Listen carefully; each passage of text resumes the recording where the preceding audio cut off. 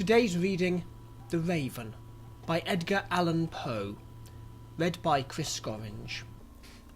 Once upon a midnight dreary, while I pondered, weak and weary, over many a quaint and curious volume of forgotten lore, while I nodded, nearly napping, suddenly there came a tapping, as of someone gently rapping at my chamber door.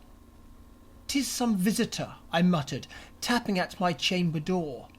Only this, and nothing more."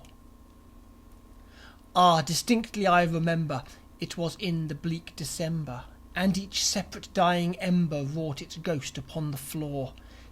Eagerly I wished the morrow, vainly I had sought to borrow from my books surcease of sorrow for the lost Lenore, for the rare and radiant maiden whom the angels name Lenore, nameless here for evermore.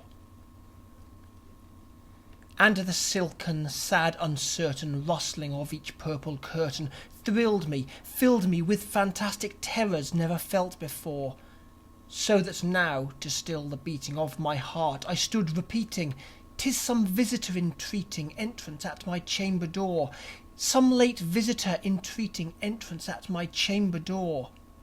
This it is, and nothing more."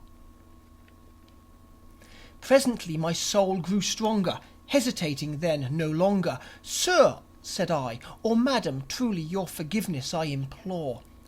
But the fact is I was napping, and so gently you came rapping, and so faintly you came tapping at my chamber door, that I scarce was sure I heard you." Here I opened wide the door. Darkness there, and nothing more.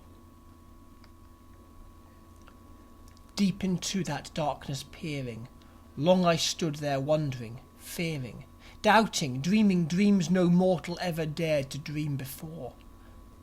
But the silence was unbroken, and the stillness gave no token, and the only word there spoken was the whispered word Lenore. This I whispered, and an echo murmured back the word Lenore. Merely this, and nothing more. Back into the chamber turning, all my soul within me burning, soon again I heard a tapping, somewhat louder than before. "Surely," said I, "surely that is something at my window lattice. Let me see then what thereat is, and this mystery explore. Let my heart be still a moment, and this mystery explore. 'Tis the wind, and nothing more." Open here I flung the shutter, when, with many a flirt and flutter, in there stepped a stately raven of the saintly days of yore. Not the least obeisance made he, not an instant stopped or stayed he, but with mien of lord and lady perched above my chamber door, perched upon a bust of Pallas just above my chamber door, perched and sat, and nothing more. Then this ebony bird beguiling my sad fancy into smiling, by the grave and stern decorum of the countenance it wore, "Though thy crest be shorn and shaven, thou," I said, "art sure no craven, ghastly, grim, and ancient raven wandering from the nightly shore. Tell me what thy lordly name is in the night's plutonian shore." Quoth the raven, "Nevermore."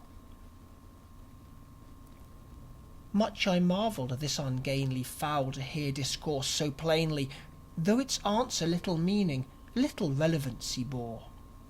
For we cannot help agreeing that no living human being ever yet was blessed with seeing a bird above his chamber door, bird or beast upon the sculptured bust above his chamber door, with such a name as Nevermore. But the raven, sitting lonely on that placid bust, spoke only that one word, as if his soul in that one word he did outpour.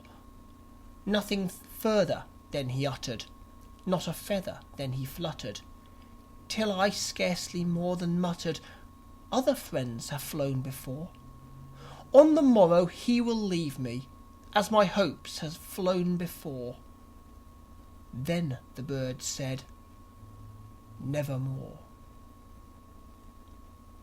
Startled at the stillness broken by reply so aptly spoken, "Doubtless," said I, "what it utters is its only stock and store, caught from some unhappy master, whom unmerciful disaster followed fast and followed faster, till his songs one burden bore, till the dirges of his hope the melancholy burden bore of never, nevermore."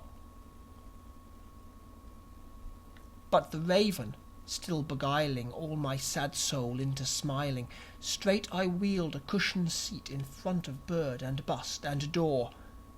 Then upon the velvet sinking, I betook myself to linking fancy unto fancy, thinking what this ominous bird of yore, what this grim, ungainly, ghastly, gaunt and ominous bird of yore meant in croaking "Nevermore."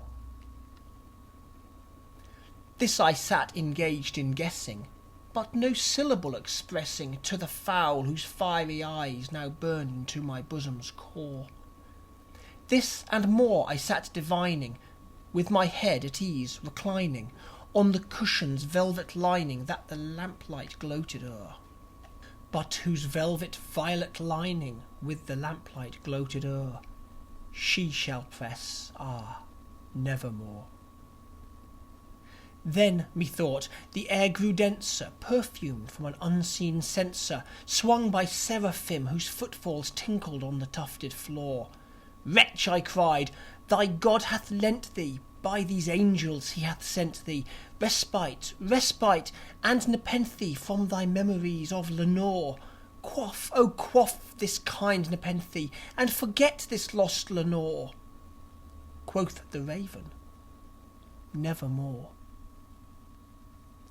"Prophet," said I, "thing of evil, prophet still, if bird or devil, whether tempter sent or whether tempest tossed thee here ashore, desolate yet all undaunted, on this desert land enchanted, on this home by horror haunted, tell me truly, I implore, is there balm in Gilead? Tell me, I implore." Quoth the raven, "Nevermore." "Prophet," said I, "thing of evil, prophet still, if bird or devil, by that heaven that bends above us, by that God we both adore, tell this soul with sorrow laden, if, within the distant Aidenn, it shall clasp a saintly maiden whom the angels name Lenore, clasp a rare and radiant maiden whom the angels name Lenore." Quoth the raven, "Nevermore." "Be that word our sign of parting, bird or fiend," I shrieked, upstarting, "get thee back into the tempest and the night's plutonian shore. Leave no black plume as a token of that lie thy soul hath spoken. Leave my loneliness unbroken. Quit the bust above my door. Take thy beak from out my heart, and take thy form from off my door." Quoth the raven, "Nevermore." And the raven, never flitting, still is sitting on the pallid bust of Pallas just above my chamber door. And his eyes have all the seeming of a demon's that is dreaming, and the lamplight o'er him streaming throws his shadow on the floor. And my soul from out that shadow that lies floating on the floor shall be lifted nevermore.